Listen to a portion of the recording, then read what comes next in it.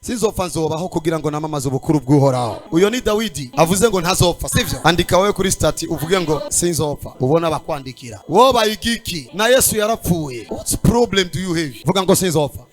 Igihe kimwe nari muri bisi. Ico gihe nari pakiza bisi. Ndiko nja mu Kanyosha. Nari nicaranye n'umugabo kana. Nakunda cyane kibanza c'imbere nkuko umengo nariko nditegura. Ego kandi ayi abantu bakunda ibibanza vy'inyuma muri bisi. Turi kumwe muri bisi. Aravuga. Je abakozi b'Imana bubu. Ni yarazi ko ndi umukozi w'Imana. Je barantangaza. Baguma babwira abantu yuko batagwara. Kandi abantu bagwara. Ndambwira muta. Birakubabaza. Kuje birambabaza. Ndambwira kubera iki? None ko abantu bagwara. None nigiye bataragwara bavuge ko bagwaye kubera ko ugwaye. Tubandanje tuganira. Nsanga afise n'ibinini mu nzu abana bataragwara tegura ku munsi bazogwara kugira ngo abibahe Imana izomufasha bagware kugira ngo niyo nona amafaranga. Ndabizi kugize isoni kuko ari abantu mufise miliki kilome ngo ngubu umwana yokomereka. Which kind of mentality? Umukristo ategerezwa kuba maso mu bintu vyose. Eske turanse ko abagwayi bariho bari mu bitaro ariko tuce tuvuga ko tugwaye tutagwaye? Bibiri ivuga ngo ububasha bw'urupfu n'ubugingo biri ku rurimi, so babandanje bavuga ko bagwaye, tuwe natwe tuvuga ko tubasengera. Amasho menshi cyane kuri Kristo.